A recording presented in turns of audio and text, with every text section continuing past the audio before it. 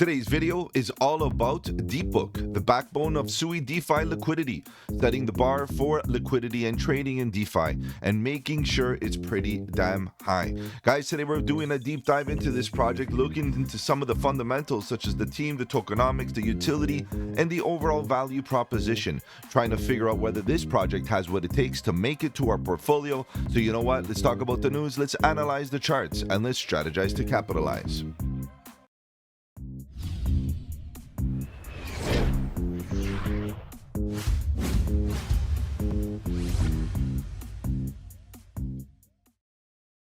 Welcome to the channel. My name is Mike, and let's get right into it, guys. If you're new to the channel, welcome. On the channel, we talk about cryptocurrency, Bitcoin, Ethereum, and all the altcoins. Looking for opportunity, and the question is DeepBook an opportunity? Guys, we're going to be doing a bit of research today. We're going to be looking into this project, at the fundamental level, trying to figure out ultimately if we should be buying in, if we should be putting this and including it into our portfolio. We'll be looking into the Sui ecosystem. As part of the Sui ecosystem, it's very important to understand that, DeFi in general is the backbone of, the liquidity in this on this chain. And the reality is that Sui as an ecosystem is growing, and the team is putting in some work, supporting that ecosystem growth. Guys, I want to look at this from a fundamental perspective, but more importantly, looking at from a retail perspective is much more important to me, given the fact that a lot of us coming into this space are retail. Of course, we're here to look for and speculate and see where we can, squeeze a bit of capital. But at the end of the day, guys, the retail investor is the one that needs to be educated. And this is what we're going to be doing here to see if the team, the DeepBook team, has given us all the detail required to educate us fundamentally, to keep us bullish, to make us interested, so that we can be buying the dips. All right, so let's kind of go through this website. We'll be using the website as our main backbone to actually get through this project, and we'll be deviating on different pages and different resources provided by the team as I try my best to keep all the sources official. And guys, if you want to check the timestamps and you want to get ahead and look at the summary towards the end of the video, there's a timestamp below that takes you straight to the summary and the infographic that I provide. And I am going to be posting that infographic all over the socials. All right, guys. So let's begin. Let's see what's going on here with this website. You can see right away it's pretty good. The landing page is nice and clear. We got a few socials posted. We got Discord, X, some docs, of course, that's very important. Ecosystem, which we'll talk about, the actual token in itself. Guys, it's so important that these deep dives hinge right onto the token. Why? Because that's what separates, essentially what separates Web 2 from Web 3 is, there's an economy, an independent economy, and that economy is built and should pivot around the token itself. Because the question is, why does DeepBook need a token? This is important, guys, or else then it's just a Web 2 project with a token on top, which for me is not enough utility. Ultimately, we'll be looking at all this. All right, so let's continue going down. Trade on DeepBook. So right away, that it's a tradable platform. It is part of the DeFi narrative. It is a like a DEX of sorts, a decentralized exchange, allowing you to swap and such. Right. You can see that their total volume, 16.6 billion, 21.5 million users, and in the last 24 hours, 27.8 million 24-hour volume. And they've been burning, guys. They've been burning, which is good, which are the trading fees and such other fees. Ultimately, guys, making this project deflationary of sorts, right? So this is important that burning mechanisms always are taken into account, because they bring that deflationary aspect to the tokenomics that essentially put a little bit of pressure on price in a positive way, right? So it's not just about, supply and distribution, but also what are the mechanisms behind the scenes that counterbalance that increase in supply as the supply does increase over time. Okay, so these are things we're going to be yapping about in a few more minutes as we get into the tokenomics and such things. Okay, so DeepBook liquidity, okay, that's their main value proposition, is providing liquidity to the DeFi ecosystems of Sui. DeepBook liquidity isn't just deep, it's an ocean. Get smooth trades with minimal slippage, okay, providing that liquidity to the exchanges, and this is where DeepBook steps in. High composable, the backbone of Sui DeFi. Build, scale, let DeepBook handle the heavy lifting. So specialization comes to mind here, right? They're specializing in providing liquidity to the DeFi platforms. High throughput, low latency, ultra low predictable costs with lightning fast, 390 millisecond settlement times, blink and it's done. Dynamic low fees, this is what we want to see. DeepBook is engineered for high frequency and large volume. So obviously, when you're talking about exchanges and DeFi and dexes, and even now with the perp dexes and all this got going on, ultimately what you want to see is speed, all right, and you want the trading experience to be optimal. So this is the minimal slippage and maximal precision is exactly what a trader needs, as they get involved in the DeFi space. Secure and fully on chain. This is important because then we start talking about the tech stack and how, in fact, it is integrating into the Web3 systems, right? This is how we differentiate Web2 to Web3. So secure and fully on chain. The total transparency, view order flow, book depth, and whole matching process, trade without limits. So a bit of transparency here on things, what happens behind the scene, which is typical of the blockchain industry.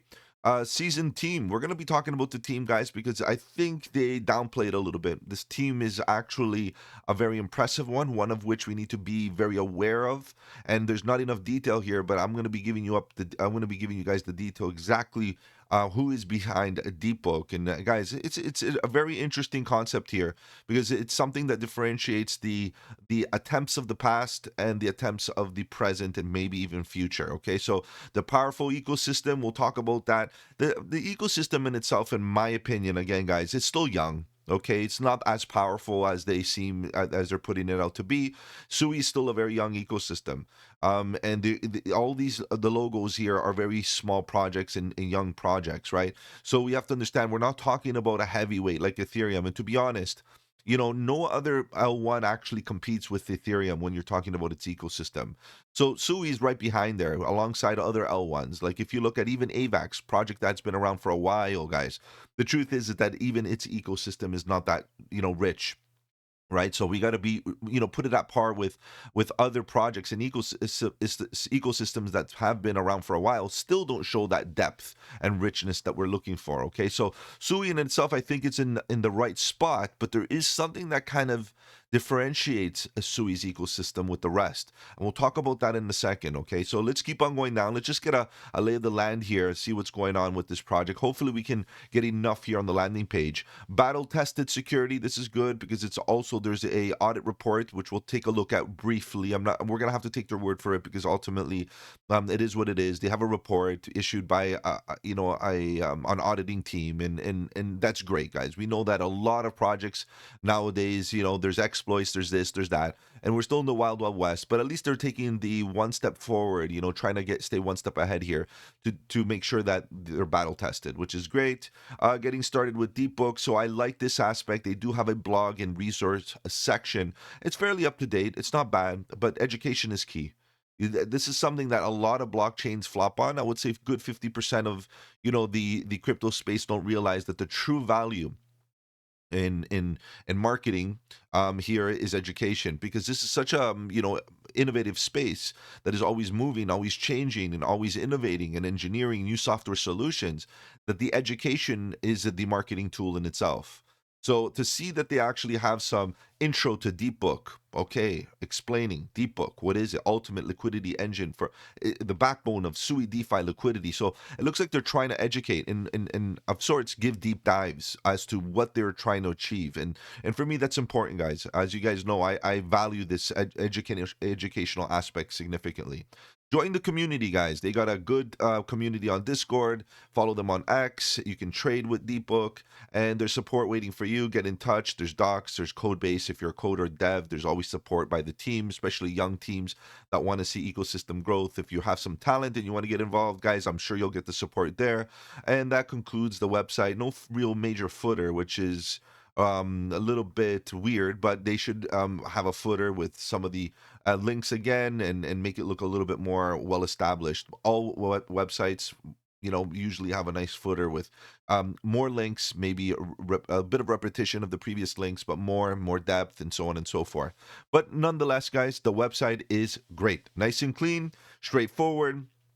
And let's see if I'm on the right zoom. Yes, I am. If I zoom out a little bit, we can see a little bit more here, maybe, if that helps. Let's see if that helps. Let's turbo. Let's do it a little bit more. One more, guys. Just bear with me. Make it a bit smaller. Does that work? Maybe it works, maybe not. Okay, so all good. So we're doing okay here. Generally speaking, guys, what's more important to me is how is DeepBook actually supporting the SUI ecosystem? Because when we're talking about DeFi, right, you got to understand that all on-chain transactions look for a place to swap, right? A place to interact, a place to trade, whether it be you're actually trading token for token, NFTs, or now real-world assets, whatever the case may be. We're looking for a hub of where people can aggregate, join together, and essentially swap assets. So let's take a look at their ecosystem. Now, they got a pretty interesting one, of course, guys. This is a very young one, but they got trading strategies with Lotus Finance, Deep Trade, a DEX. You're looking at Axelar. I know Axelar right now, lately, has been a little bit under fire given what's been happening with their team. Nothing really negative, but I'm curious as to how they're recuperating. It's not about Axelar. This deep dive is not about them, but it's good to see, these interoperability, these bridge platforms. Aftermath Finance, and then of course Cetus. I think that's a very important one to consider, given the fact that it's the native decentralized exchange on SUI. It's the pioneer of their DEX, of their DeFi application on SUI. And this is important, guys, okay? Because now that we're here talking about, their ecosystem, we have to acknowledge the work that the SUI team has been putting in. Now, who is behind Cetus? Who is behind DeepBook? Who is behind, Walrus? Who is behind other ecosystem projects that exist within the SUI ecosystem? And I'll tell you this: it's the SUI core team, right? So they're definitely behind it, which means that there's a lot of ecosystem growth that is driven by native application. Native applications are interesting. Why? Because they're tooled, specifically engineered to work at its peak, at its best with the L1, almost tailor made. And that means that we should have the best experience possible. Okay, so there's a differentiator here, right, between other L1s and Cetus and SUI, right? And I know I'm touching up on SUI, but this is important, guys, because you can see where the interest is for the team. Now, you have projects like Ethereum when they came out, even Solana, right? A lot of their development was done by the team itself, right? I would say Ethereum is a better example, okay? The team itself built a lot of what started Ethereum.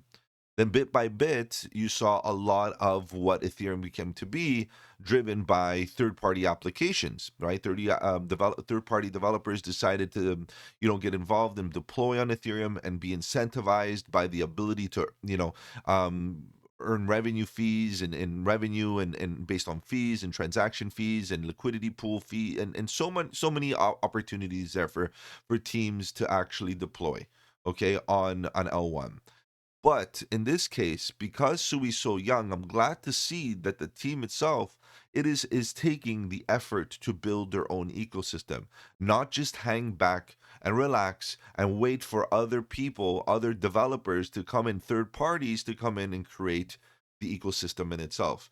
For me, that's a big problem, and that's what we've been seeing a lot of lately with the newer L1s this cycle particularly, that they're just waiting on the devs to come in and build third-party applications. And because of that, we've seen variances or I would say a plethora of quality. Let's put it this way: some applications are not built as they should be, right? Because again, we're relying on third-party applications.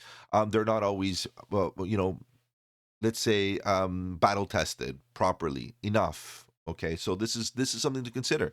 And then when you have the core team involved, you can actually put a bit more certainty, right? You're gonna just It's all a degree of certainty. It's not 100%, but nonetheless, when you have the core team involved, you increase that certainty and that probability that the application itself is going to be, built properly. So I'm glad to see that DeepBook is part of that, catalog of SUI projects, of applications that are created or are that is created by the core team. And this is great, by the foundation. And we'll talk about this in a little bit more detail when we go through the team and all that good stuff. So DeepBook, Cetus, and all the others that are native to the SUI ecosystem are basically built by the core team. So pretty good stuff there. And there's a few other ones, like we got Turbos Finance. Now, the question is, a lot of the times when I look at this, is this actually an ecosystem thing? Are these partners? and so on and so forth. A lot of the times, the relationships, which I always talk about them as being relationships, not partnerships as such, these relationships sometimes are blurry. So I'm not sure if they're literally partners, as some of the documentation may suggest, or are they just developers, again, some of these third party that came in and basically deployed an application on an open system. And this could be it. So we're just considering them as right now as relationships, which is good. So as I mentioned, Deep Trade coming soon. I'm sure they got more, but their DeepBook ecosystem is quite young, like, as you can see. All right, so let's move on. Introducing Deep, what is it? So this is where they talk about the token. So about 16.6 billion total volume. We talked about this already, a little bit of repetition. So what is it used for? Okay, this is important because when we talk about a token, the first thing that comes to your mind is, okay, I want to own some, but then why? Why do you want to own it? What's the purpose? What's the need to own a token? Yeah, it's for the gains. I get it. I hear you. But the reality is, it's got to be more than that, because if it's just for gains, that is temporary, right? It's got to have sustainable utility. A reason why somebody may want to collect and buy more and get more, because ultimately they use more and use more. So there's got to be a relationship between consumption and obviously be able to use it, utility. So as the cornerstone of DeepBook, Deep facilitates seamless transactions, incentivizes liquidity provision, and aligns the interests of all participants in our growing DeFi ecosystem. So, okay, that's a very broad statement. It sounds specific, but it's very, very broad. But to be clear, payments, liquidity, and governance. Okay, so payment, Deep token, so the token itself, the ticker is Deep, is used for payment of trading fees and protocol creation fees in DeepBook. By using the native currency, DeepBook offers a cohesive and unified trading experience. So in this case, it's definitely in this case a currency, right? You're using it to make things happen on within the application. Okay, that's cool. You pay your fees. You have your yeah, you pay your fees, and that's how it goes. Now you can imagine that DeepBook itself is getting those fees are coming in as revenue, and that revenue gets redistributed as rewards to different individuals in that are either staking or so on and so forth. So this is important stuff, right? Because ultimately there's a payment system and the ability for DeepBook to generate revenue. Liquidity, Deep token enhances trading liquidity within the DeepBook pool. So in this case, what I'm getting is that you could stake your Deep, right? By offering rebates to market makers during low liquidity periods and volume discounts to liquidity takers. These mechanisms ensure minimal slippage and robust trading environments, making Deep ideal for professional traders and institutional investors. So the ability to provide Deep token basically as a liquidity within pools, so that's basically it. So honestly, good stuff here. It's directly in line with their value proposition. And then governance. The Deep token enables pool level governance. This is important, guys. Okay, because this is almost a little bit of not deceiving, but it's a redefinition of what governance really is, right? So the Deep token enables pool level governance by adjusting staking requirements and fees. Its quasi concave voting system ensures small voters have a significant voice while preventing governance capture by large holders. The most important here is enables pool levered level governance. This is important because if you have a liquidity pool, let's say, right, you're a validator and you have your liquidity pool, and in this case you by holding and providing liquidity to that pool, all you have is the rights to participate in the governance that is allocated to that particular pool, not to DeepBook in general. Okay, so it's not a DAO. Okay, and the governance is isolated to the specific pool that you are allocated to. And that's not typical of a governance utility in governance. Okay, that's not very typical. In fact, as far as I recall, this is the first time I've seen something like this. Correct me if I'm wrong, but I think this is the first time I've seen any specific governance just for a particular pool. Okay, so in that case, it doesn't expand further than that.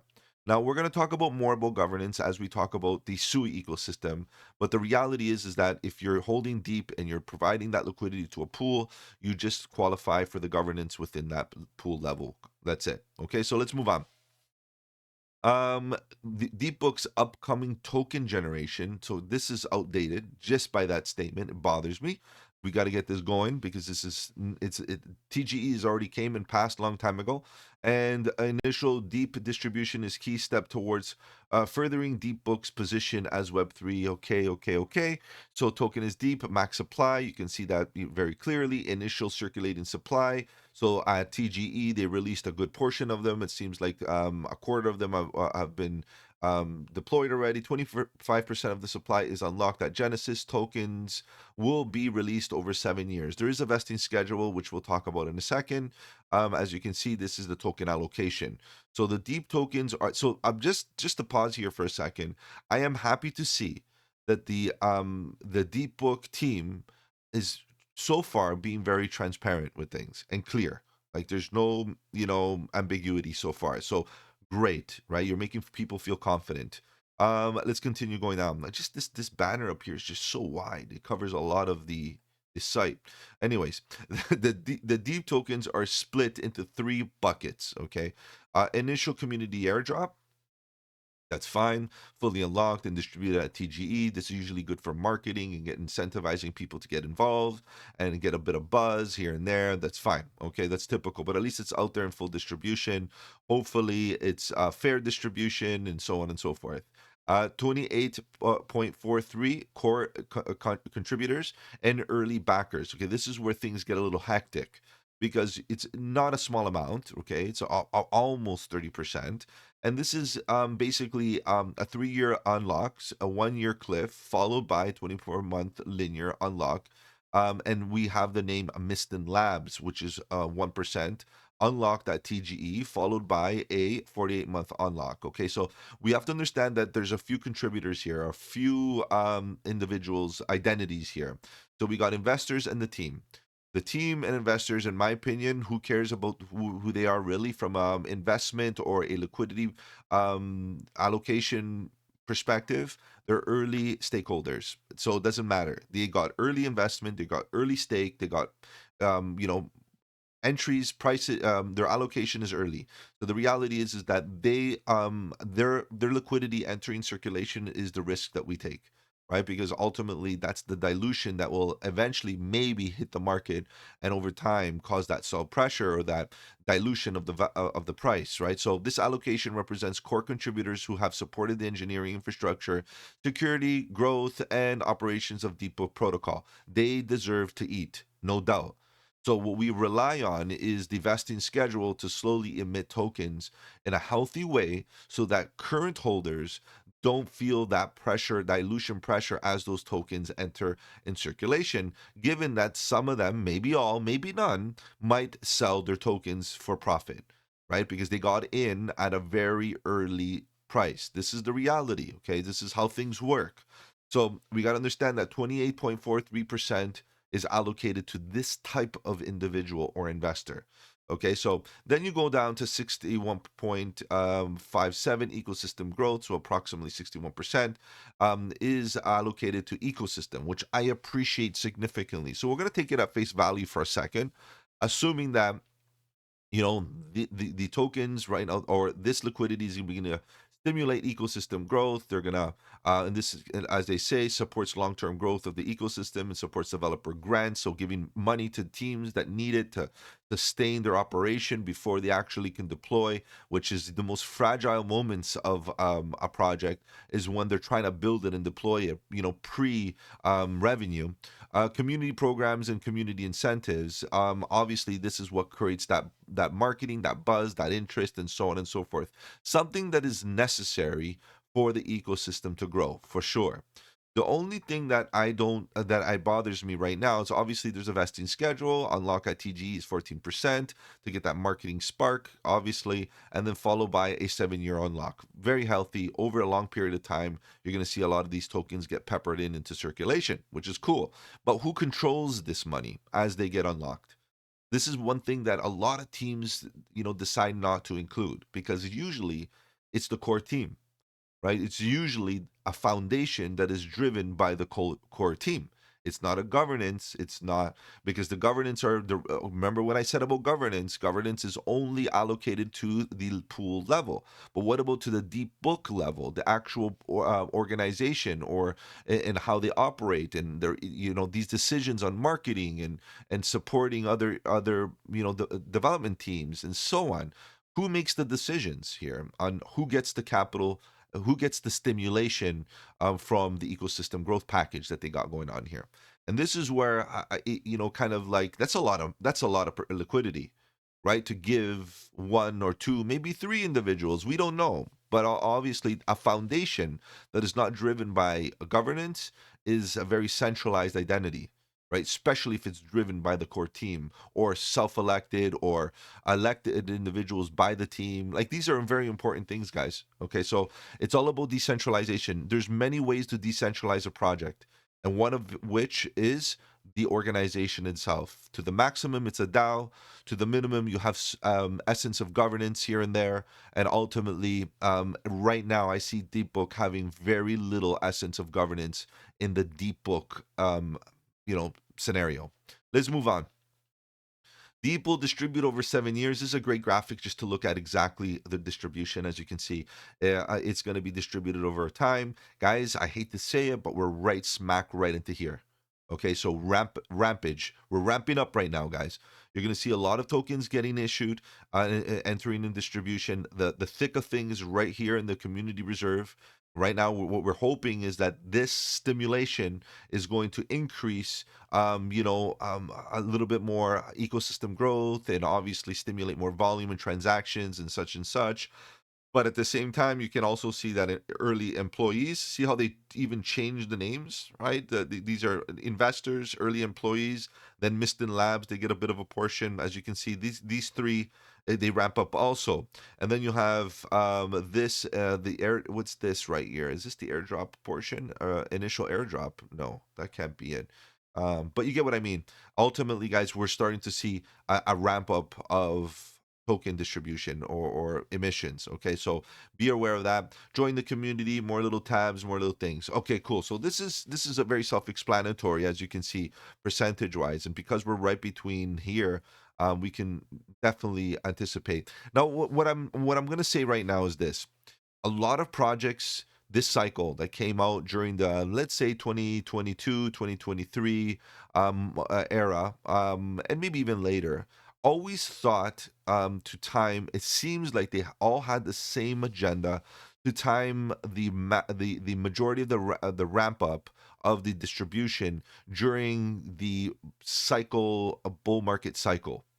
So in this case, they would come out thinking that we should already be in a bull run, and based on that, the increase in supply shouldn't be such a negative aspect to the price.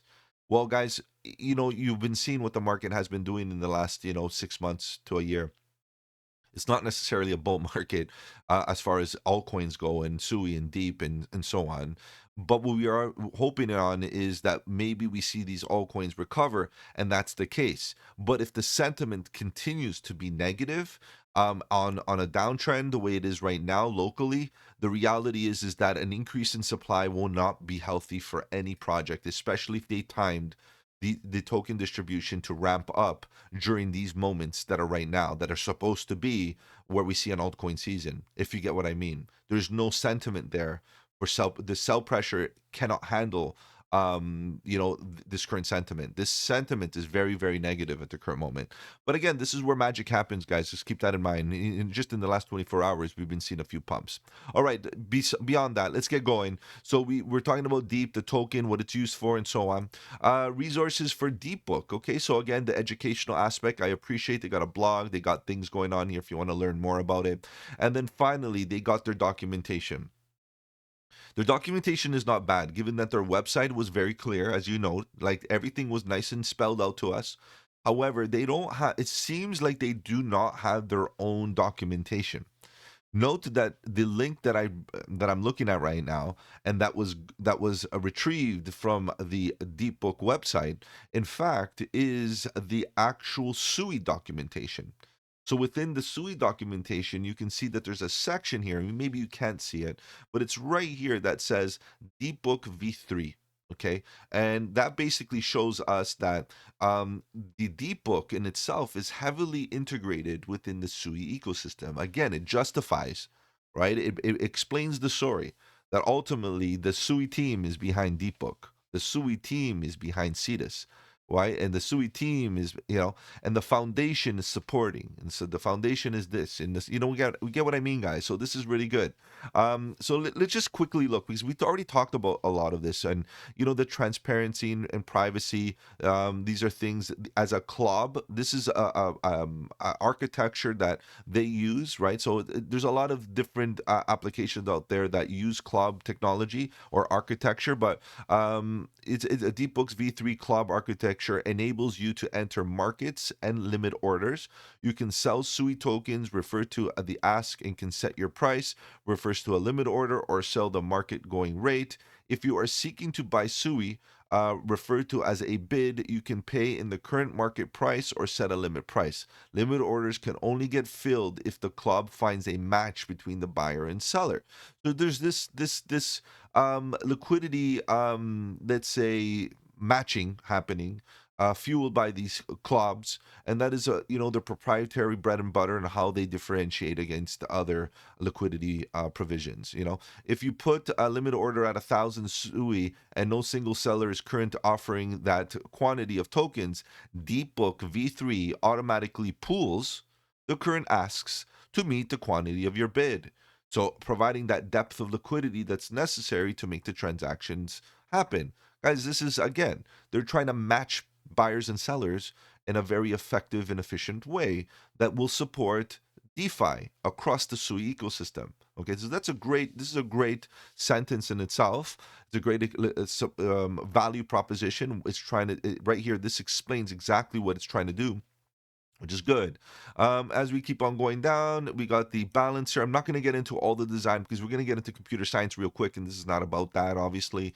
The design, there's a lot happening here. You can get into all the schematics, the flow charts, and things like that. But the reality is that we've done already a good job through the website to get through what the actual meat and potatoes are about DeepBook. And ultimately, right now, what they're getting into here on this documentation is not typical of a crypto Web3 deep dive. It's more of a tech deep dive. So I'm just going to leave it alone because I don't want this to get over our head. Remember, I'm trying to keep with the retail investor perspective. And if you even get into the DeepBook token white paper, it's a great white paper, but the website basically iterates through all of this. There's only a few things that it doesn't, which I'm going to talk about in a second, but their paper, a roadmap, the roadmap is outdated. There is no proper roadmap as we speak. So we just got to make sure that's clear. Even this paper is slightly outdated. So September 5th, 2024. So it's got some time out there already. So we can't really use this with a high degree of certainty and support, because at the end of the day, this space changes real quick. Governance, pool governance can only, remember, adjust two fee-related parameters, and these adjustments are subject to restrictions. These prevents the cabal of traders from exercising monopolistic pricing and other participants in the pool. So these are things to understand. While increasing in stake, the increase is sublinear rates. So basically, how the rights of governance are distributed within the governance mechanism of DeepBook. Remember, we talked about that, okay? And then we keep on going down, token allocation, paper roadmap, we thought token flow, as you can see. So here so basically during the epochs, takers and makers pay trading fees for every trade that occurs in the pool. And these fees obviously are what make DeepBook profitable and create that revenue. So this is also important. The fees, so basically the wallets that stake minimum order taker fees start the same level. Once the account hits some minimum volume, the fees fall by half. And you can see that there's a whole mechanism behind the trading fees that, this is what they get going. This is how they act. And you can see there's a whole math behind it. There's a whole schematic on how it's calculated and so on and so forth. Guys, again, I'm not getting into this. This is way beyond us right now here as a crypto deep dive, Web3 deep dive. So what we got to do is take it for face value. And if you have some extra time and you want to dig deeper into this, no pun intended here, what you got to do is, spend some time and look into how their actual mechanism plays out and if it actually is a sustainable way of generating revenue, because that's key. Ultimately, DeFi right now has one of the greatest possibilities to generate revenue. And if there's revenue to be generated, there's potential burning. There's potential, and burning is obviously healthy for tokenomics. There's more grease to grease the wheels for regard marketing and talent and so on and so forth. So these are all great things to talk about and obviously to consider. And they also have their audit, their final audit, Miston DeepBook V3. This is what's interesting. Now we're seeing a bit of the naming change a little bit, guys. We'll talk about this, but a Miston DeepBook V3 security assessment, and this could be because the OtterSec who created the actual assessment, maybe to keep themselves transparent, needed to include the name Miston. Okay, this is important, and we'll talk about it in a second. And we got the few individuals that were behind it, table of contents, and again, I'm not going to get through this, but they do have a audit here, and they might have a few others here on their Git, because literally, it's in their best interest to have this type of security, as you can see. What else do we got for you? One thing that kind of bothers me just a little bit. Okay, just a little bit. And again, and this is typical. I think I just did a deep dive last week about a project that has a very similar scenario where, in fact, I don't like DeepBooks. Even its concentration is quite high. As you can see, the concentration of capital within these two wallets are huge. Now, I'm not trying to pin them and say, there's one guy out there, just random individual that holds, 47 and then another one that holds 16 and it's a rug pull. I'm not suggesting that, because honestly, there's a high degree of certainty because of Sui and DeepBook and so on. But we can't. It's not a faith-based system, guys. This is the problem. Is that I'm caught between a rock and a hard place. Is because for me to say that this is bad is obviously not a good thing, because like really, guys, the probability is this is foundation tokens, these are reserves, these are in multi-sig wallets. Yes, they're the foundation controls them and they're safe and this and this and that. The thing is that you can't trust anybody, and to be honest, we don't even know you know these wallets. Look at this one, for example. We know that this one belongs to Bybit. This is the liquidity provisions for Bybit, right? And it's clear. We know that. Now, who owns these? It would be nice for it to say here. I know that if the Ethereum scanner has labels for different contract wallets and such and such. Now it would be nice for that to happen, or at least put it on a white paper. DeepBook needs its own documentation that clearly defines the team wallets that are used for the foundation, for marketing, for all of the different things, so there can be transparency, right? In this case, it's just an assumption. Like I'm assuming that these tokens are allocated. These are token allocations to liquidity provisions that are still, being emitted, and so on and so forth. Honestly, I don't even know. I couldn't even tell you. But it's an assumption that these are wallets that are in control by the foundation and the team. What can I say, guys? It is what it is. If there's any information that you guys may know or were able to find or squeeze out of anybody regarding, the token distributor or distribution or the wallet distribution here, guys, it would be great. But ultimately, it's not clear enough. And this is the problem from a retail perspective. Remember, this deep dive is from a retail perspective.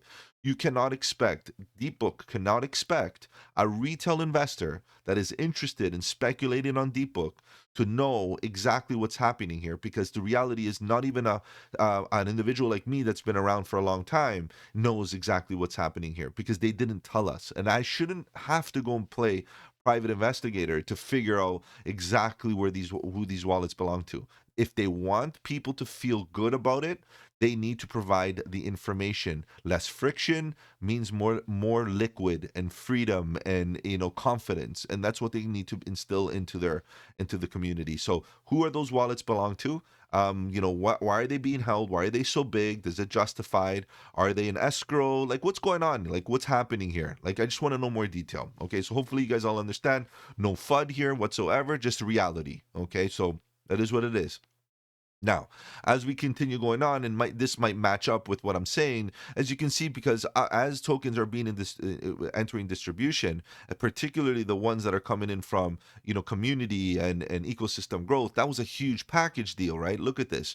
So I would assume that majority one of those wallets are holding the liquidity of this category right here, right? So it is what it is. But again, remember what I said about the ramping up of token distribution, guys. You look, we entered the thickness of things. We got a new investors getting their liquidity. We got early contributors. These are individuals that are likely to sell.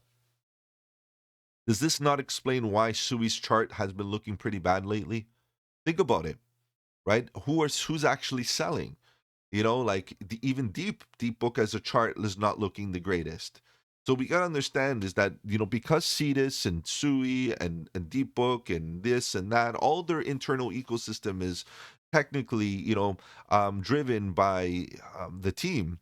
You got to understand that the chart, their charts and their investors and their early contributors and everything might be moving in sync that way, because again, these are all people all involved, Miston Labs being all involved, right?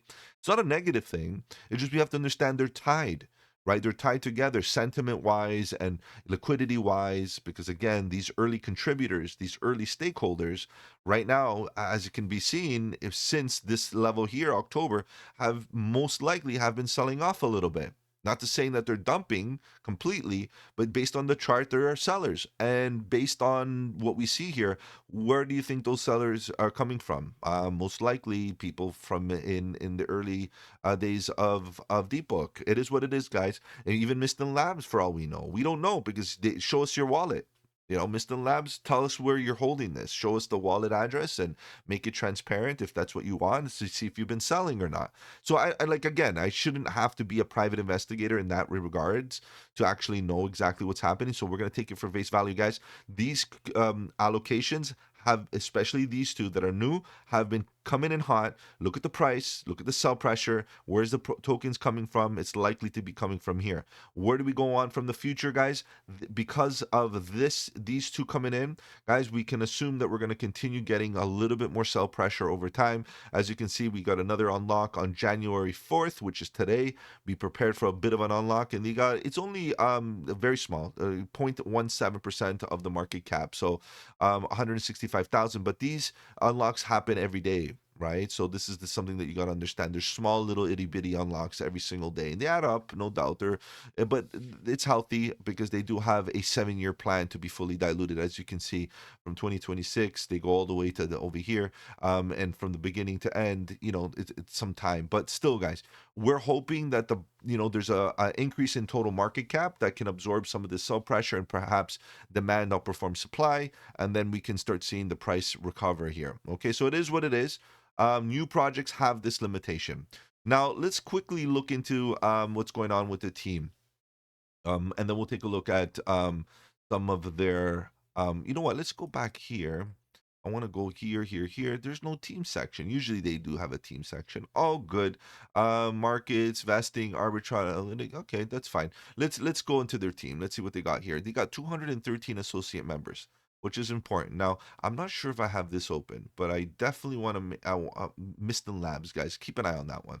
So you can see they got 213 members, associate members, right? The reason why I'm looking at the Sui Foundation is because of this. Let me see if I can find that right here. Project description. DeepBook is Sui's native order book and is part of the Sui protocol. DeepBook is built by Sui Foundation, okay, and MoveX, which we'll talk about in a second because they're no longer involved, okay?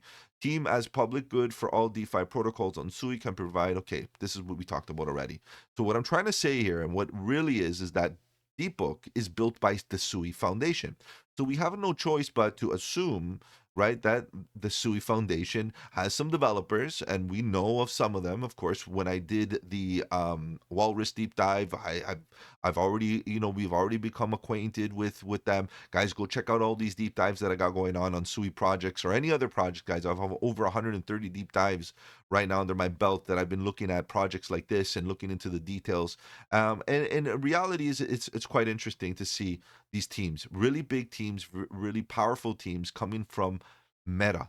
This is where most of the talent come from. Most. I'm not saying all, but there's, I think, some Microsoft, some this, some that, but Meta. But the truth is it's this Miston Labs that's quite interesting, right? Because they're building critical infrastructure to enable more decentralized internet.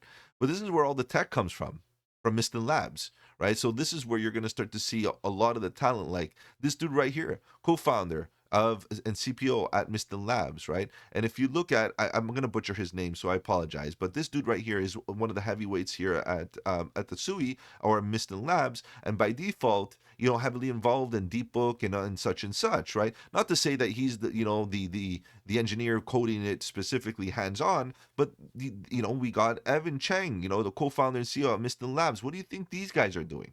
They're making sure that DeepBook and all the rest are in line with what SUI's objectives are as a native protocol. This is important, right? So again, you start looking at the members of this team. For example, let's use this guy as an example. Let's open up in a new tab. Let's open this dude up in a new tab, and I'm sure I'm missing out on some other talent here for sure, but these ones I can recall very specifically.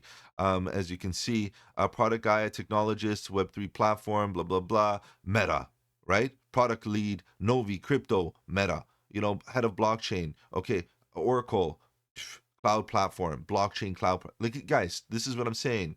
Like, they have the talent. This is the Sui team. This is, who's back behind Sui. We have director of Novi Financial platform. This is the Meta. I think it might be a director of engineering. Facebook, again, Meta, Apple. How many more years do you need, right? So this is what I'm saying. Like, we got heavyweights here.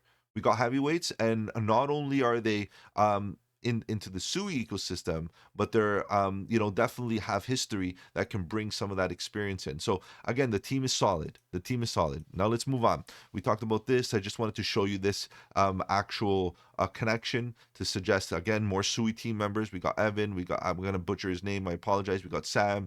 We got George, and I'm not sure if these are all up to date. But who is the Sui team? Is the Sui Foundation? The Sui Foundation, Miston Labs. The Miston Labs is behind all of this.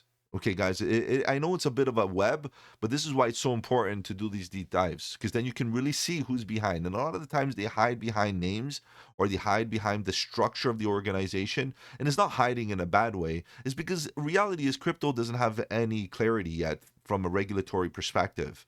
And from a legal perspective and a regulatory perspective, it's in their best interest to, be behind a few layers, if you get what I mean. So I understand and I respect their decisions to be this way.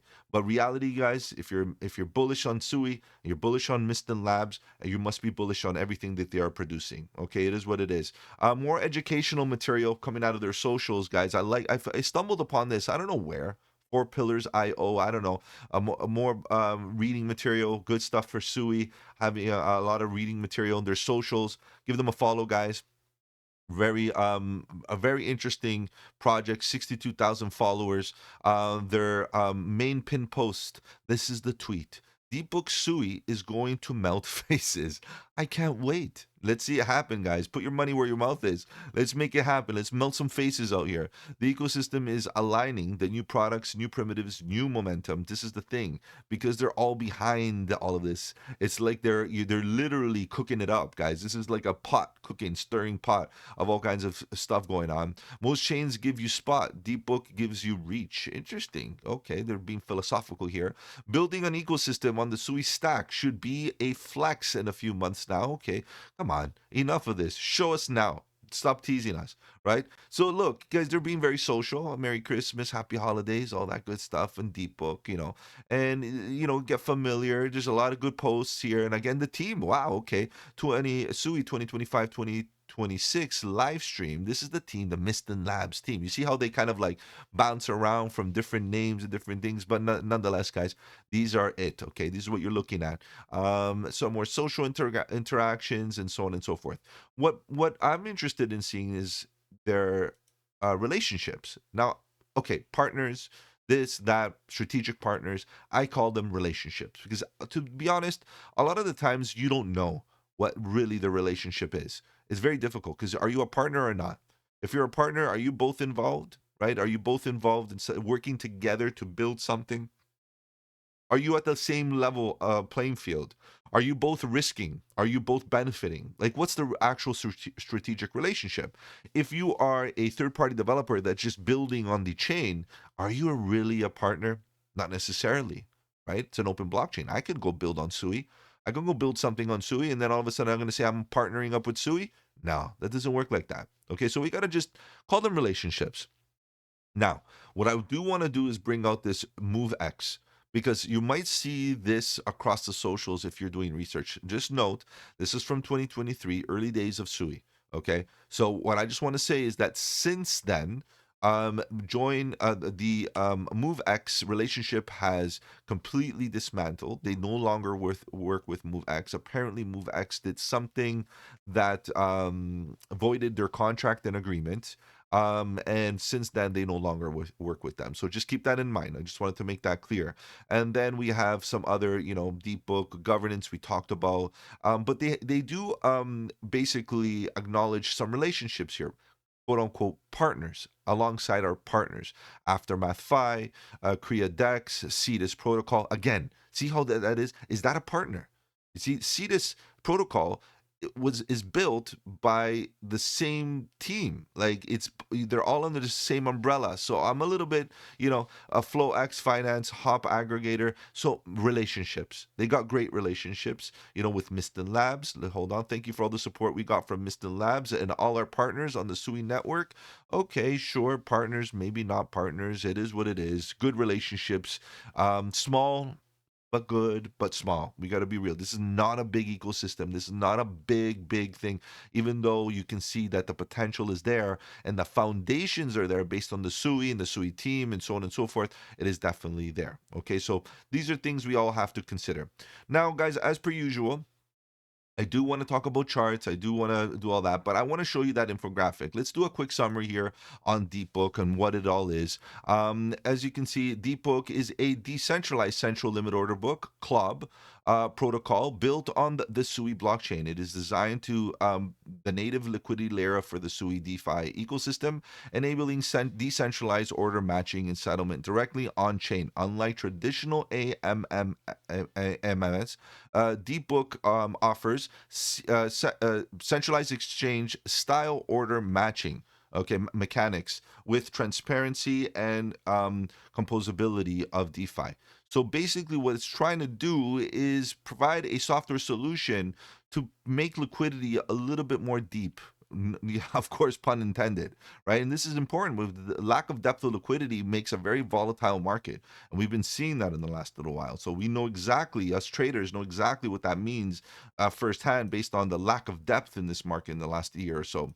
Ecosystem. So, like, we have to, like I told you guys, it's very difficult to really distinguish the difference between its ecosystem and its partners because a lot of these teams put them all together. But I try my best to do what I got to do here to kind of differentiate. Lotus Finance, it's the lending aspect. Deep Trade Aggregator, this is again an aggregator aspect. Axelar, the interoperability. This is something that you might want to look into as far as Axelar and how they've been handling themselves lately.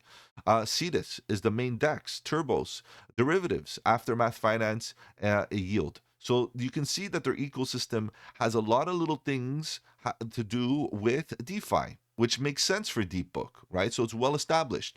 Now, we also have to understand that these projects are small, right? So the fact is that there's growth from all of these six and any other ecosystem projects that they may have. So in that case, there's a little bit of growth still. So the opportunity still lies for upside potential. That's why 7 out of 10. Utility, great utility. The governance is a little bit off, but if you agree with what they offer, the reality is if you want to participate in governance of the higher level protocol, basically you have to be involved in the SUI governance. This is important, guys, because the deep token only allows you or enables pool level governance. That's part of its utility. That's it, pool level governance on the DeepBook ecosystem. If you want to go higher than that, you're going to have to get involved in the governance on SUI and hold SUI and stake SUI and get involved from that angle.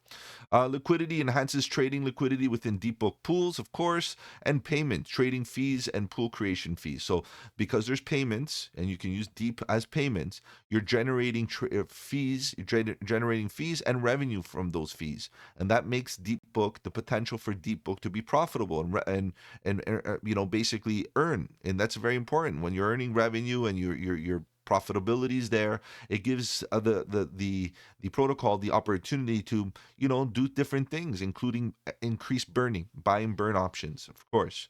Roadmap, no roadmap, guys. Unfortunately, there's nothing there. I scraped through the internet, tried my best to find it, asked around, to the point that one of the team members told me there's no roadmap. So it is what it is. Zero, no official communication from that perspective just yet. There might be something maybe in the next day or two, or maybe in the last 24 hours that I didn't catch on to. But as of the time that I was doing my research, nothing popped up. Team, 10 out of 10. Fully docked SUI team is the Miston Labs. We know this. This has already been established. They have experience in Meta, Apple, Oracle, Microsoft, and more. Heavyweight team. We just, and even from the move perspective, they have their own native language going on that's, boasts security and so on and so forth. Speaking of security, they have their they're they've been audited, which is great. The audit of their contract is established, so that's good. So we have a little bit of security there.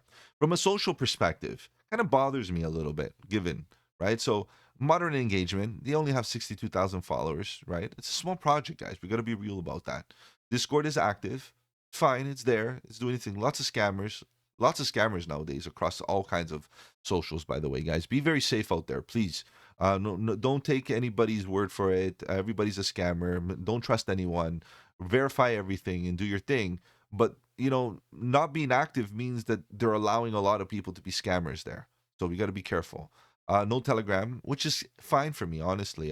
Telegram is so degenerate that maybe it's not a good image. Anyway, Discord's a little bit better, but nonetheless, at least they have a Discord. They could have a Telegram as well, even if it's announcement only. I don't even like announcement onlys, but at least having one where they have a presence, it might be good. So, being on Telegram, blog is used to educate. It's fine. But really, there's nothing else. Even their socials, their engagement on X, either posts are very, it's vague, very neutral. I don't see anything happening as far as what they're cooking. From a social engagement, there lacks buzz. They have the opportunity to create buzz from a marketing perspective. That would be awesome. Look, maybe I was a bit harsh here on the 3 out of 10. I try not to be, but I look at it as this: these numbers are not meant to punish or create FUD. They're meant to make us realize that there's opportunity. If they introduce some good marketing, communications, some buzz, there's upside potential here. And we know that at the right time, at the right place, at the right time, the proper efforts in marketing can make a huge difference. So let's keep an eye on what they're going to be cooking up in the next little while, particularly if we start to see the market reverse and they introduce and stimulate the market with some marketing dollars. Guys, we could see just from this perspective a major move, because again, there's a little bit of a lack of attention here with regards to socials and marketing, in my opinion. Okay, so tokenomics, 6 out of 10. Why? Because it's new, and that's all it is. And okay, fine, they got a 15-month into vesting. They're already well into some of their vesting. Remember what I told you? They're ramping up the emissions. 28% is to early stakeholders, and 61% is for ecosystem growth. It's a healthy balance, and there's some in between. I'm not going to get into that. TGE tokens and so on. Go check out the full deep dive. It's fine, but What's important is that the 61% ecosystem growth tokens are basically governed by the team, I'm assuming. This is a major assumption, right? It's governed by the foundation. Who calls the shots on that ecosystem growth fund? This is a very important thing. Early stakeholders, they've already got a ramp up in their allocation, and I'm assuming that is where we're getting all the sell pressure from. Okay, so it is what it is. And this is a very typical story behind newer projects that have aggressive distributions, okay, aggressive emission schedules. It is what it is. Eventually, that will calm down. Eventually, what we'll start to see is demand outperform supply, particularly if the total market cap starts to rise once again, and we get a good positive sentiment in this space. Nobody will care about these daily unlocks, and they'll just get absorbed and make higher highs. It is what it is, guys. Relationships. We got a few good relationships, right? We have Kira Dex, FlowX, Finance, Hop aggregator, 7K aggregator. We got a few. Again, they're very vague as to how these relationships play out. Are they actually ecosystem projects or not? Guys, regardless, I was able to kind of pick and choose a few. They kind of all kind of meet in the middle within their definitions, but still, guys, some decent relationships for their size. Exchanges, I would like to say this is also an opportunity. Maybe it was even a little bit too high. Maybe I should have gave this 5 out of 10. That would be even better. Why? Because, guys, if you are paying attention to exchange listings, you still have some opportunities here. Remember, this is a big deal because the doors are already open. This is a SUI ecosystem project native. So what happens here is it makes it easy for listings. Okay, so no Coinbase and no Binance should tell you, I'm going to have this on my radar. As soon as DeepBook gets listed on Binance or Coinbase, we should expect a pump, even if it's a couple days before, whatever the case may be. Obviously, a bit of a sell-off once it gets listed on Binance. That's typical, but it is what it is. Right now, we got a lot of the major, let's say, CB tier exchanges. We got Binance, Bing, Maxi, Bluefin, Cetus. These are all these are their decentralized exchanges. KuCoin Gate, Blowfin, and Bitnex, of course. I got links in the description if you want to see, if you want to use Bitnex. They're a great exchange, guys, by the way. Lots of good options, trading pairs, and lots of leverage if you're a DGen. And they got a great trading bonus at the current moment. So go check it out. Links are in the description. But nonetheless, guys, right now, not bad of a scenario. Remember, we got their tokenomics 10 billion in token max supply, so not infinite. They do have an interesting scenario here where the supply right now is at their volume is pretty decent at about 5% volume. Their current circulating supply is not bad. 46% is already in circulation. It's not too bad considering, but they're going to be ramping that up. So by next cycle, DeepBook should be fully diluted, or close enough to it. You know what I mean? It's going to take a time, but we're going to be close enough to fully diluted where we won't have that pressure any longer. And right now, fluctuating around 3.5 cents, guys, and its market cap and so on, it should attract a lot of people's attention. I know price is not a good indication of to buy because of course it's market cap and fully diluted and such, and $165 million market cap is still a very, very small project, right? And people, especially newcomers, retail, that look at the 3.5 cent price tag, they're like, dang, if I can buy X amount and it does a 10x and blah blah blah, they start calculating. It actually looks better from a retail perspective, from a marketing perspective. So keep that all in mind, guys. Okay, so a bit of a verdict, a bit of a verdict, a bit of let's talk about some more of these little details that I got going on for you guys. So it is DeFi, it's infrastructure because it supports DeFi on the SUI ecosystem. This is important to, um, be understood. And then obviously it's part of the SUI ecosystem.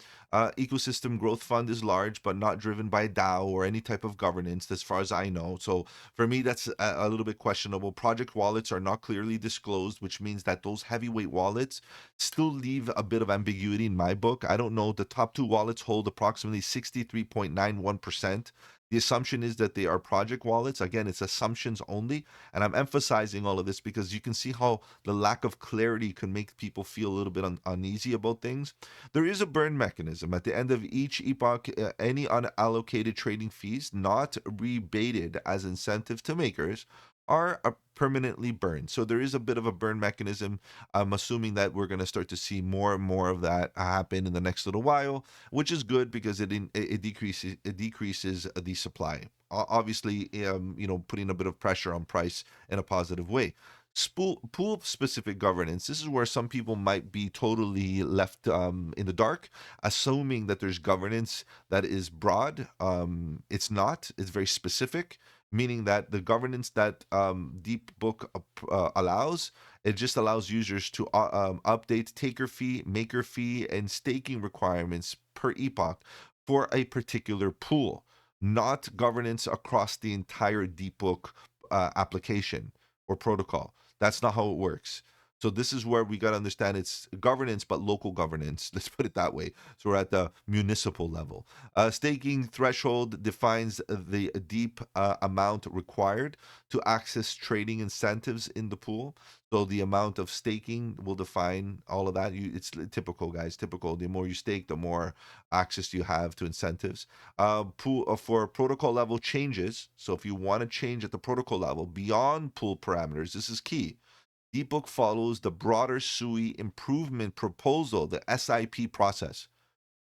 So you can see how DeepBook, in fact, operates as a sub-project of SUI. And you can see how it's well integrated within SUI, both from a team level, even from a tokenomics level, because in this case, if you're talking about governance, it's also part of its governance level, right? So if you want to get into the protocol level, you need to basically, participate in the SIP on SUI. Interesting, right? DeepBook was initially co-developed with MoveX. This is something that I just need to air out because MoveX, if you search on Google, it is kind of like still lingering some of this information, but the partnership ended mid-2023 after a contract breach involving misused locked SUI tokens. MoveX is no longer part of the project. So MoveX misused some of the tokens based on their agreement, and that agreement was ended. So good. Players that are not taken seriously need to just move out the way. That's how it works. So Deep with the market cap of, let's say, 500 million. I'm not comparing Deep with any project at the current moment, but let's say 500 million, right? We're talking about a 5x. Why not? Right? 20 cents? That's fair, more or less. Just throwing it out there. Is that possible? Sure.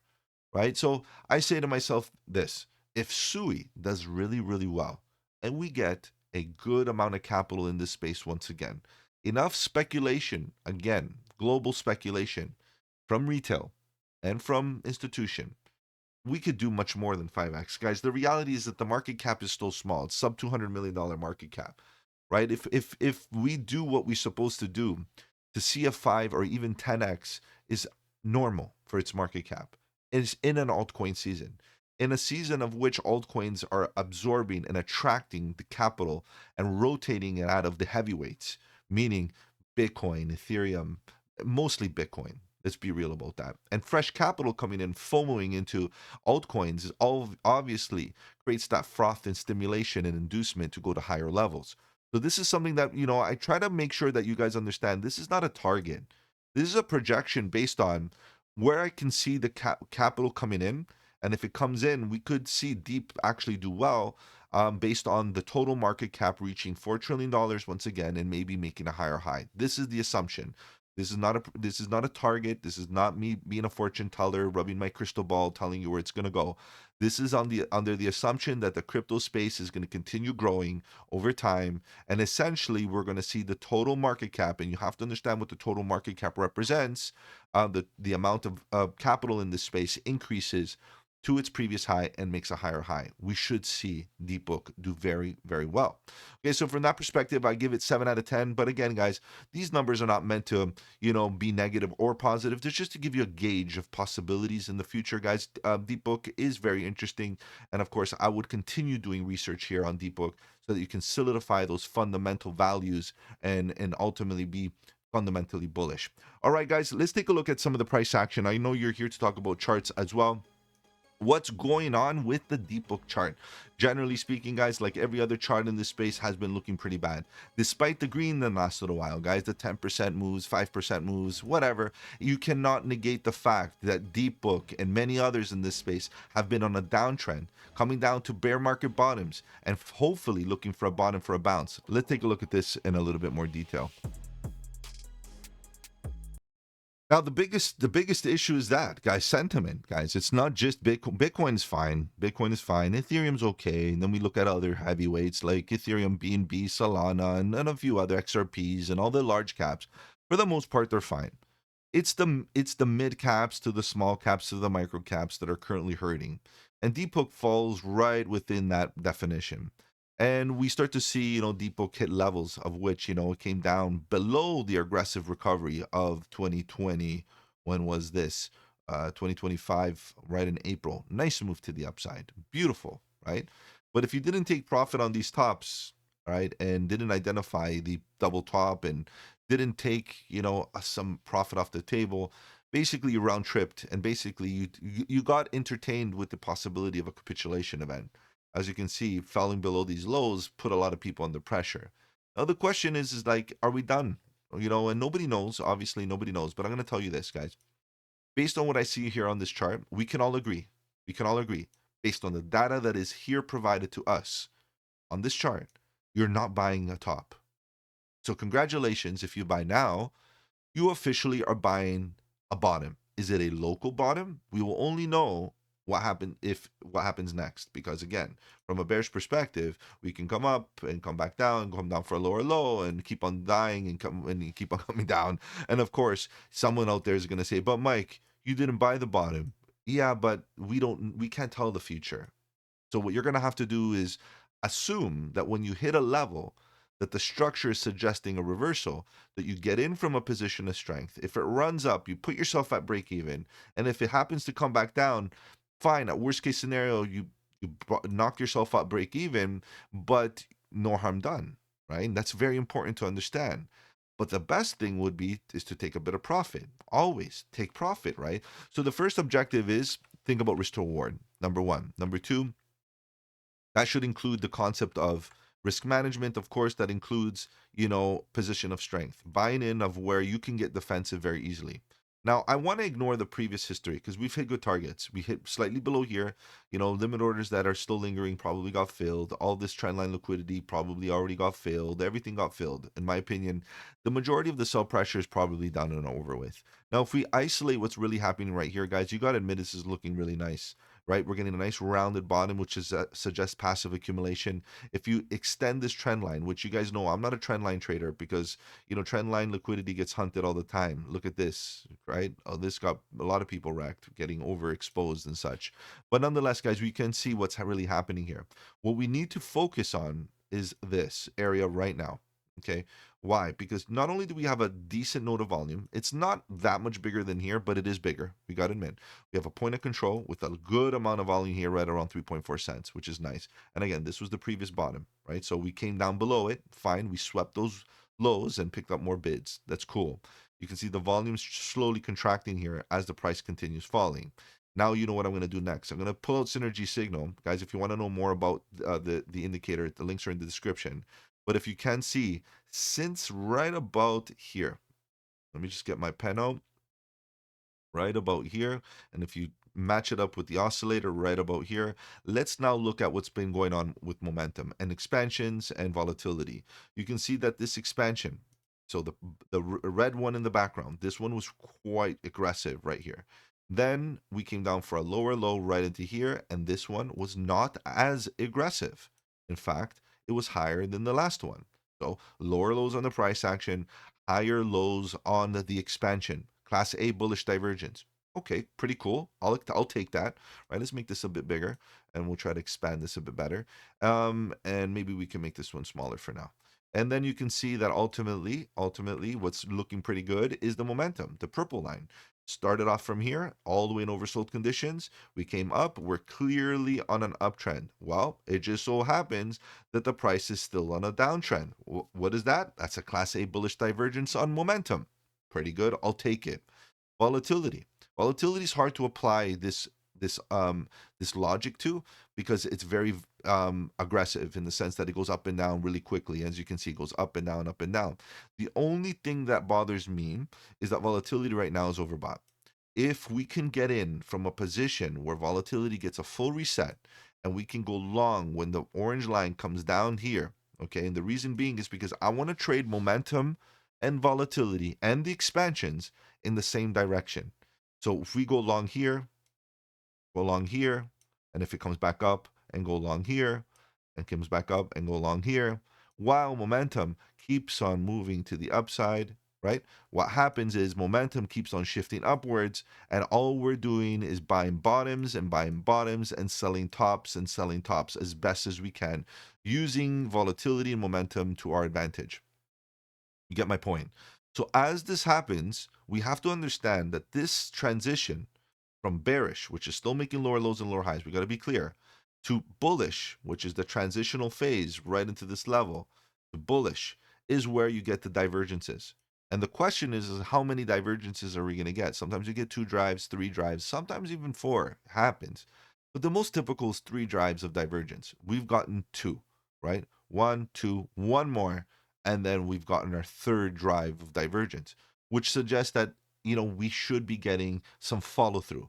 And when we talk about follow through, it's about market structure and price action. Okay, so we'll talk about that in a second.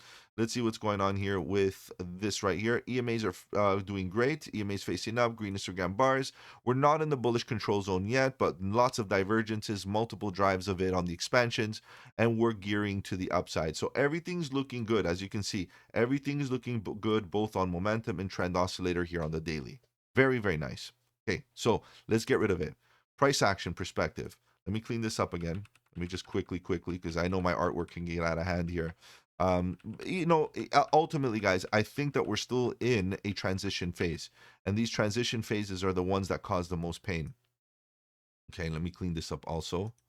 So again, we're with the divergence right into here. And ultimately, what we want to do is maybe put an official trend line. Let's make it clean and clear. Let's hypothetically, let's get this out of the way. Let's make this a bit thicker. Sure. Let's get rid of this artwork. Let's get rid of this artwork. Very artistic here. Okay. And then we start to say to ourselves, okay, so we got the divergence. We're seeing contraction on volume. And now we have to define range. And let's do that real quick. So I like this range. The reason being because of volume.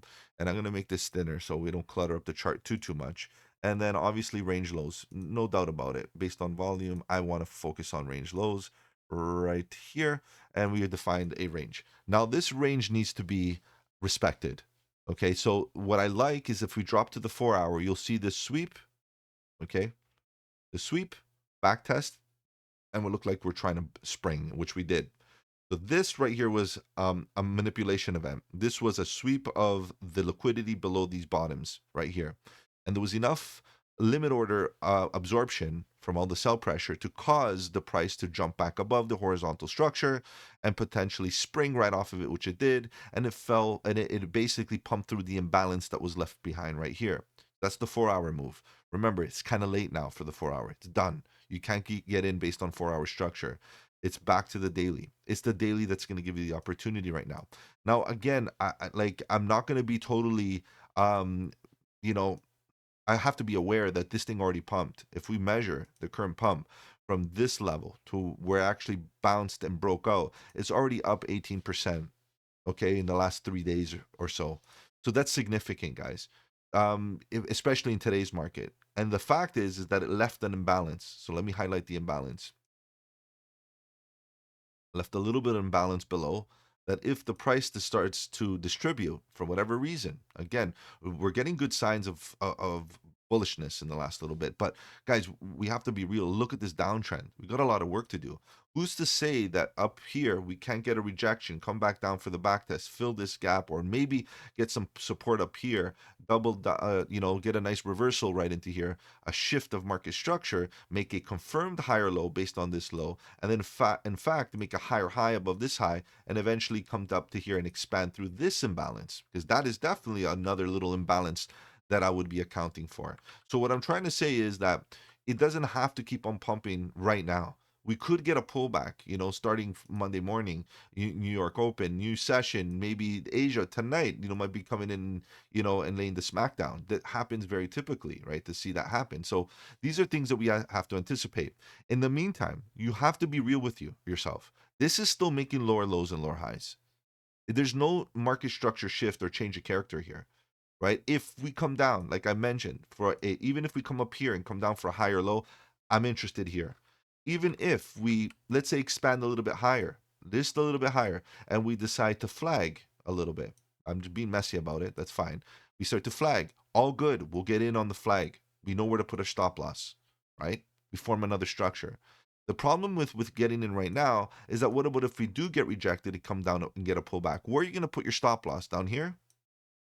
That's where things get hectic, because you don't know where this thing is going to pump to. In fact, you're pumping through right now a breakout on the 4-hour structure. So, or even if you look at the 6-hour, it was a breakout out of this consolidation. It's actually breaking out even further as we speak, and at any moment it's going to hit a level of where it's going to be like, okay, maybe we're going to reverse. So it's tough to be jumping on a moving train like this without a big picture market structure shift. So what I want to see here in the next little while, and I'm going to be playing hard to get, is a pullback. And it could be that we even run to about 5 cents. It's very possible that we can run as high as 5 cents and then still look for the pullback at 5 cents, and then come down to about 4 cents again. So let me show you what I mean. Let's say we pump, we go straight up, hit this level, which is a very good level, and then come back down, maybe fill a little bit, get some support here, and then go up for another. At least, yes, you're gonna say, but Mike, if I just bought here, it's pretty much at the same price. But I hope that you can see the difference between buying here and buying here, right? It's not about price. It's about risk management, right? Here, you're where you're going to put your stop loss all the way down here. This measure, what does that include? That entails more or less a 21, 22% dip. Okay. Your position size has to factor that in. So if you put $100 in, be prepared to lose 20% plus, right? If you get in with leverage, right? A 5x leverage position, a 4x leverage position will liquidate you. No problem. Okay, so just think about that. However, on at this level, on this pullback, where do you put your stop loss? Right here. Where do you get your entry? You look for the shift of market structure, similar to here. But at least this is a confirmation high, a confirmation low, a higher low in comparison to this one. And based on that, we're looking at big picture reversal, because if we can actually break above this level with strength after this dip, we confirm a big picture higher high that suggests, let me zoom out a little bit and kind of show you big picture what this looks like. It suggests now that we are in an uptrend, and these are the imbalances. This is the weakness that you really want to see, where we can start to see DeepBook fly. So what I'm trying to say is that these transitionary phases from bearish to bullish don't usually happen in one go. The aggressive buying usually attracts aggressive selling, and because of that, we get a lot of crazy volatility, a lot of liquidation hunts, a lot of people get wrecked. And when we actually get into a nice passive accumulation range, most people have so much PTSD that they don't buy and accumulate passively anymore, because they lost faith in what they've been doing. So what we have to be doing here is understanding, look, if you have a bit of emotion right now, FOMO, satisfy the FOMO, buy a little bit, buy a tad bit. If it pulls back 50% right into this point of control, buy some more, pepper in some more of that capital. If it runs up to 50, don't buy right into here, let it, or 5 cents, don't buy right into here, let the pullback happen, and then we'll buy into the pullback. If it doesn't pull back and it flags out right here, hypothetically, let's say we flag before a breakout, which is also bullish. We flag, you buy into the flag, you put the stop loss, and you run it, right? It's all about risk management. It's all it is. Okay, guys. So right now, focus on SUI. If SUI does well, DeepBook should do well. If Cetus is doing well, we should see a cooperation between all the ecosystem projects do well on SUI. But ultimately, guys, we need to see the total market cap rise up. If SUI and DeepBook and all the ecosystem projects are going to do well, we need to see some fresh capital re-enter into this space ASAP. All right, guys, if I've offered you any value in this deep dive video, do the channel a massive, massive favor. Slap the like button. It does really help out with the algorithm. If you want to follow me on the socials, the links are in the description. Better yet, guys, join the Discord. The Discord is where it's at. Lots of good alpha, trade setups, fundamentals, and learning material. The best part is it's absolutely free. Take care, guys. Have a good one. And don't forget, buy the dip.